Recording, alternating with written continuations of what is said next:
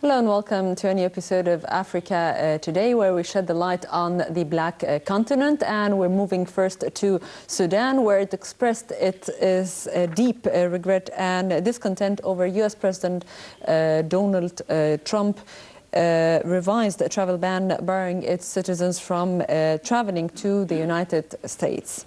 The new executive order signed Monday suspends refugee admissions for 120 days and holds new visits for travelers from Syria, Iran, Libya, Somalia, Yemen and Sudan. Sudan said it renews its condemnation order as it comes despite the government engaging in talks with the U.S. government fighting regional and international terrorism.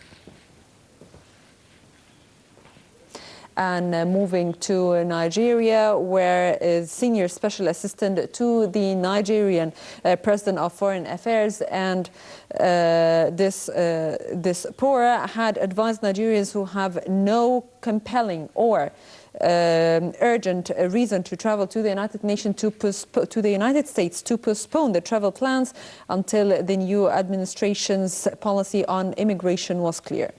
The President Assistant said that in the last few weeks, the office has received a few cases of Nigerians with valid multiple entry to U.S. visas being denied entry and sent back to Nigeria. The assistant said no reasons were given for the decision by the U.S. immigration authorities. And moving to South Sudan, where a former South Sudanese army general who quit the army last month has announced that he has formed a new rebel group that is aiming to wrestle power from the incumbent Salva Kiir. Swaka and two other high-ranking officials left the army amid accusations of tribalism and corruption and other abuses leveled against Kiir's government. He alleged that the military, police and other security branches were heavily recruited from among the Dinka Kers tribe. And the popular American musician Akon has provided public lighting to the Sarah Patch village located a few kilometers from the Gambian capital, Banjul. And we have more about this in the following report.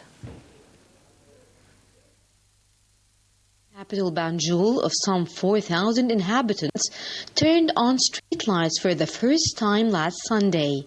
Its mosque and a pharmacy also benefited from the power project. American singer Akon, together with fellow Senegalese Nyang and Malian entrepreneur Bathily, co-founded Akon Lighting Africa initiative. The gesture is in line with Akon's project to light up Africa. Launched in 2014, the Akon Lighting Africa initiative aims at electrifying rural areas in Africa using solar energy. Gambia's interior minister was a special guest at the event.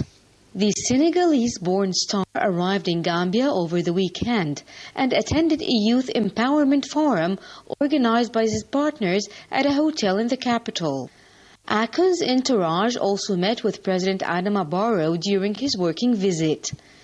2 years ago, the award-winning artist, real name Alion Damala Buga, launched the mega solar project aimed at providing electricity to some 600 million Africans. The initiative primarily targets rural communities that are not connected to the electricity and also seeks to find ways to bring costs down to make power supply more affordable.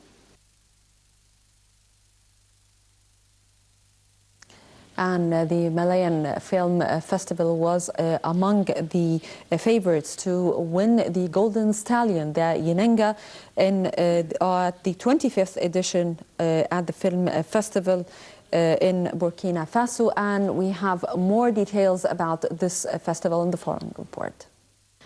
Malian film Wulu, directed by Franco-Malian Douda Coulibaly, was awarded the Ozamane Sambane Prize, named after one of the pioneers and greatest African directors, for its relevance in addressing corruption in a film that recounts the rise of a West African drug lord and the socio-political effects of drug trafficking in West Africa.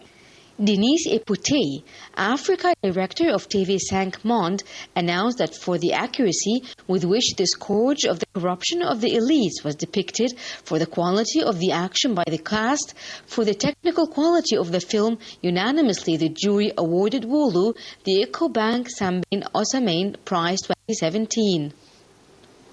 Another film, Borders, by Burkina director Apolline Traoré, received both the African Integration Prize awarded by the ECOWAS. The Thomas Sankara Award for Best Short Film returned to the Rwandan film A Place for Myself, a film that follows the life of a young Rwandan albino girl, Elikia, who has to endure discrimination and stigma when she enrolls in primary school. The film was produced by Mary Clementine Bijambo, a young Rwandan filmmaker. The other winner of the evening was a short film by Burkinabe Jerome Nabonswende Yomwego called The Streets Are Not My Mother, which received the UNICEF-sponsored prize for the promotion of child rights. And thousands of African migrants put their lives at risk in a boat journey to the sea in order to have what they think a better and easier life abroad. And we have more in the following report. Thousands of Africans put their lives at risk as they go on a boat journey in search of what they think would be a better and easier living. It is a journey that begins with hope but often ends in despair. Most of them depart from Libya late at night, traveling across the Mediterranean Sea in broad streams with Italy as their central destination. Last year, more than 170,000 migrants arrived there, representing the largest influx of people into one country in European Union history. Most of the migrants are Eritrean and Syrian, but numerous Africans from sub-Saharan regions also use this route. This year, almost 2,000 people have died trying to make this crossing. And the Libyan Coast Guard intercepts many of the boats transporting illegal immigrants from across Africa to Italy. According to an Austrian intelligence agency, as many as 15 million new migrants could enter Europe from Africa in the next 3 years. Analysis by Austrian Military Intelligence, an agency of the Austrian Armed Forces, has predicted a sharp rise in unemployment across Africa, which would lead to millions of economic migrants traveling to Europe in search of work between now and 2020.